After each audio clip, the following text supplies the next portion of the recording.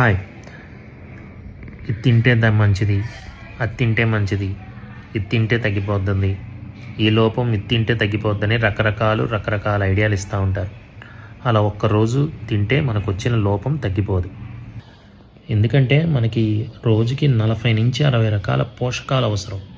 ఇవి మన శరీరం లోపల ఒకదాన్ని అనుసంధానించుకొని గొలుసుకట్టుగా ఒకదాన్ని సహకరించుకొని పనిచేస్తాయి.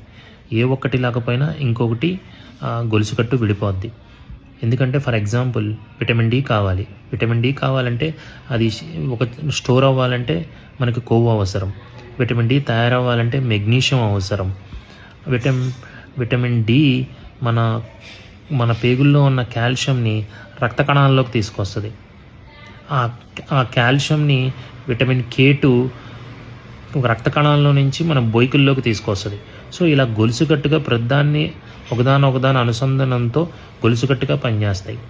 అట్లాగే మనకి ఐరన్ కావాలి అంటే విటమిన్ సి అవసరం. ఇవన్నీ మన బాడీ లోపల అవసరం. ఇవన్నీ కావాలి. అలా ఒక్కరోజు తినగానే మన సమస్య పోదు. కొన్ని రోజులు, వారాలు, నెలలు అన్ని రకాలు ఏది వద్దనకుండా, రుచి బాగోలేదని పేచీ పెట్టకుండా అన్ని రకాలు తింటే మనకి ఆయురారోగ్యాలు ఉంటాయి. బాయ్.